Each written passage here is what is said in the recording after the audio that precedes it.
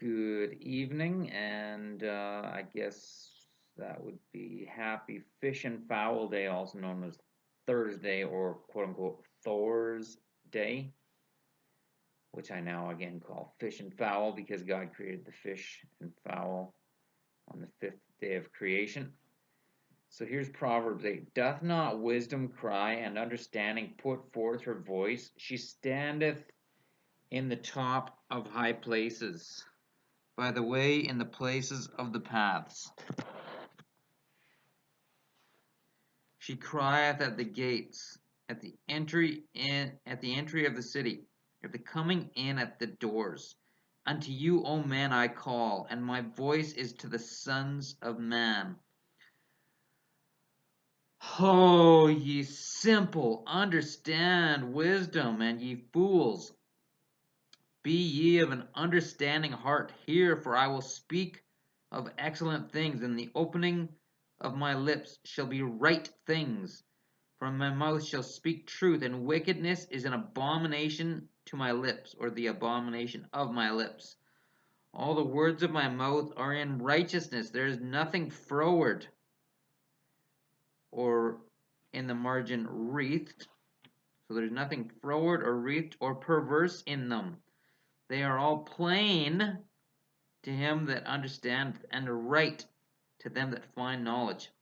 Receive my instruction, and not silver, and knowledge rather than choice gold. For wisdom is better than rubies, and all things that may be desired are not to be compared to it. I, wisdom, dwell with prudence or subtlety, and find out knowledge of witty inventions. The fear of the Lord, or Jehovah, is to hate evil, pride and arrogancy, and the evil way, and the froward mouth do I hate. Counsel is mine, and sound wisdom. I am understanding, I have strength. By me kings reign, and princes decree justice.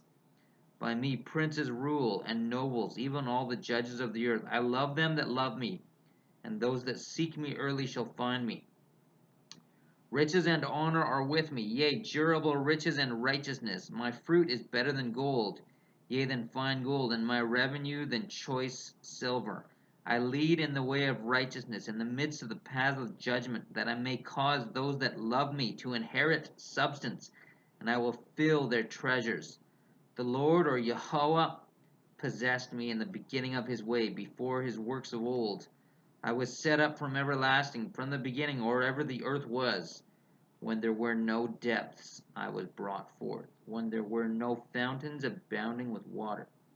Before the mountains were settled, before the hills was I brought forth, while as yet he had not made the earth, nor the fields, or open places, nor the highest part of the dust of the world. When he prepared the heavens, I was there. When he set a compass upon the face of the depth, or when he set a circle upon the face of the depth, when he established the clouds above, when he strengthened the fountains of the deep, when he gave to the sea his decree that the waters should not pass his commandment, when he appointed the foundations of the earth, then I was by him as one brought up with him, and I was daily his delight, rejoicing always before him, rejoicing in the habitable part of his earth, and my delights were with the sons of men. Now therefore hearken unto me, O ye children, for blessed are they that keep my ways. Hear instruction, and be wise, and refuse it not. Blessed is the man that heareth me, watching daily at my gates, waiting at the posts of my doors. For whoso findeth me findeth life, and shall obtain favor of Jehovah, or bring forth favor of Jehovah. But he that sinneth against me wrongeth his own soul. All they that hate me love death. So friends, I wanted to read that because I was thinking, that's today. That's us today. And wisdom is reaching out to the world in a very special and specific and even unprecedented way, people are waking up to the truth that the earth is flat. Now, some people are taking this for granted. Some of them are making the mistake of saying, oh, that's so unimportant. Why would you spend time on that? It's so divisive. And all I'm going to say to that is, people, do you love death? Because it says here, all they that hate me love death. I hate death, which is one of the reasons why I'm taking this on head on. Because I'm combating the death. Us going astray from God and believing that we lived on a spherical planet orbiting the sun has led to death. And people are still dying. In fact, New York State just passed a law that, ironically, they caught up with us here in Canada. So are you a proud Canadian? Because if you are, my challenge to you would be to actually repent, because we just have nothing to be proud of here in Canada. The fact that New York State just caught up with us, and people are obviously grieved at what they did. We've been doing this for a long time.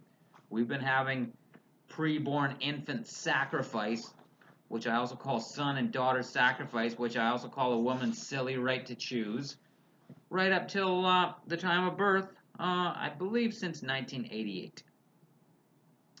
And I'm really grieved because we've got a so-called conservative party that has promised to do nothing about the issue, and then we've got pro-lifers propping up that party. Well, if my opinion means anything to you, I want to invite you to just stop that right now. Just pull the plug on them. Anyone who's got ears to hear, any pro-lifer with ears to hear, just pull the plug on your support of this so-called Conservative Party of Canada, because the only reason they're doing this is they think they can get away with it. And if pro-lifers called their bluff and pulled the plug, they'd have to go pro-life. But they think they can afford to not go pro-life, and you'll support them anyway. For what? Stephen Harper was already Prime Minister with a majority government. And he insisted on being lukewarm, and it seems like Andrew Scheer thinks he can follow in Stephen Harper's footsteps and get my support. Huh, he can think again. I mean, it does say, let every man be fully persuaded in his own mind. They had the opportunity to get it off their stupid platform to not do anything about son and daughter sacrifice, and they still insisted on being lukewarm. And in my opinion, that's why God gave the Conservative Party of Canada division and raised up Maxime Bernier. Now, Maxime Bernier, I would love for you to put your money where your mouth is, because you said you would give your members freedom to legislate on abortion, so I want you to be more vocal about that. I'm actually a founding member of your party, Maxime Bernier, and haven't been hearing enough from you on this, and if that continues to happen, well, what can I say? Then I reserve to either run independently, or if there is no pro-life candidate worthy of my vote, spoil my ballot. Now, some of you pro-lifers might be horrified that I just said that. Oh, I said it. If they want to give me lukewarmness, I can give them a lukewarm ballot. So, all I can say is we need to heed wisdom. And the earth being flat is so related to the issue of son and daughter sacrifice. It's not even funny. You may not see why that is. Well, here's a little crash course. Even though some of us found it in ourselves to believe in God in spite of the fact that we believed the spherical theories, most people who believe those spherical theories don't believe in God. That's the whole design of the spherical theories. Again, the theory that the earth is a spherical planet orbiting the sun, and it's really sun worship. It's a watershed issue, and I feel like wisdom, just saying, my voice is to the sons of men. All they that hate me love death. Don't love death, please. And again, she talks about how when God when He placed the foundations of the earth is on foundations, just like this home I'm in is on foundations. Any building has foundations. The world has foundations. See the ceiling up above me? So this world has a ceiling, I believe. and I thought I'd reach out to you and exhort you to heed wisdom and love wisdom. And God's going to make us rich. I declare it in Yeshua's name, that those of us who have loved wisdom and have embraced the truth of the earth being flat, the wealth of the sinner is laid up for the just. And I'm saying, hand it over sooner or later. Hand it over. All these pro-death people sacrificing our sons and daughters, making lots of money. The wealth of the sinner is laid up for the just. The meek shall inherit the earth. And I want to give you the challenge that, so Steve Matthews, he had an excellent video on how water always finds its level. He really nailed it. I shared it on my Facebook page. And I saw the moon last night. It's kind of cloudy right now, but I'll keep an eye out for that. Just look at what the moon looks like and then think, where would the sun have to be in order to light that moon? Last night I saw it. The sun would have to be north of the moon, but it's set south of the moon. So all I can say is let's not harden our hearts. Again, I understand it, that it's a new idea at first, the earth being flat, but there's been too much prolonged hard-heartedness, and it's not a good thing. And wisdom says, all they that hate me love death. So my challenge to you, if you have ears to hear it, is, do you love death? Because if you don't, you better get hip to wisdom. And wisdom is definitely proclaiming that the earth is flat. And again, it's like Ruth being in Boaz's field. Boaz told his workers to drop handfuls of purpose. There are handfuls of purpose all around. Whether it's Paul on the plane demonstrating the absolute falsity of supposed pictures from the moon of the earth. Well, if you even go look that up, just if you go to Start Page, which I recommend, it's more confidential than other search engines. But you search for pictures of the earth supposedly taken from the moon. The size is wrong, and nowadays you can really see that the size is wrong, because last time I checked, the first picture was as it had been in the, I believe, the late 60s and 1970s. But the other pictures, the earth size grows, it inflates. So they're obviously correcting their mistakes. Back then, they just thought they could give us a blue moon, and we would believe that that was the earth.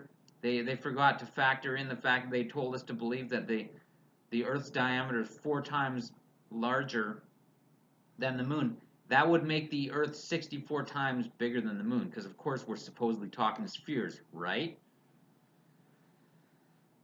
All I can tell you people is, let's be wise virgins, okay? Remember, Yeshua told the parable of 10 virgins. 5 were wise and 5 were foolish. Some of you are just being foolish virgins, and you're not getting the oil in your vessels like you're going to need it. Stock up on the truth. Hide God's word in your heart, and get hip to the earth being flat, because it just is, and it just isn't glorifying to God to pretend that it isn't. And a lot of you are pretending that it isn't because you're just afraid of what the other sheep are going to think of you, and really what the other wolves in sheep's clothing are going to think of you. Don't worry if the wolves in sheep's clothing don't like you. They didn't like Yeshua, also known as Jesus, and they may very well not like you, and if they don't pay any mind. Fear God. Honor God. Hebrews 11 talks about who through faith wrought righteousness, quenched the violence of fire, etc. Others of whom the world was not worthy, they wandered about in sheepskins, goatskins, in caves and dens of the earth, that they without us should not be made perfect.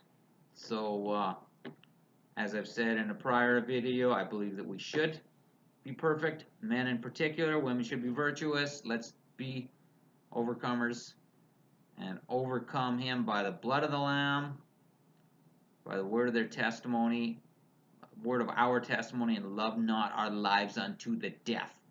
So remember what Yeshua said, if you love your life, you'll lose it. If you lose your life for my sake, you'll find it.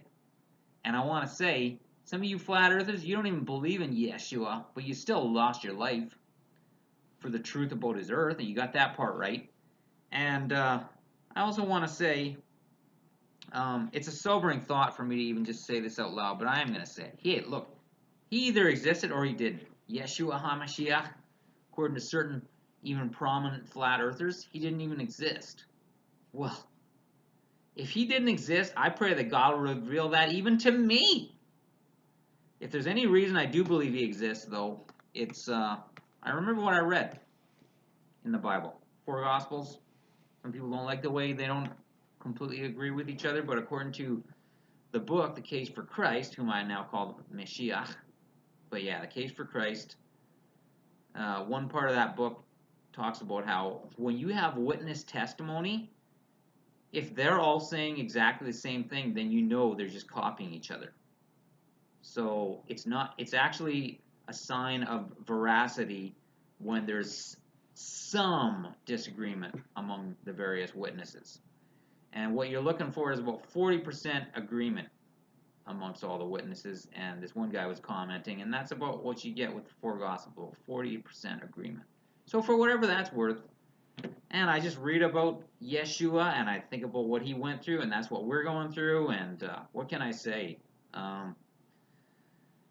I never read a whole lot of that evidence that demands a verdict, but I know it's there. And let me just say, people, I'm thankful for my Christian heritage, and I will be true to it in my own way, but still true to it. And I want to invite you to be overcomers, fear God, and heed wisdom's voice. And again, happy Fish and Fowl Day, and good evening.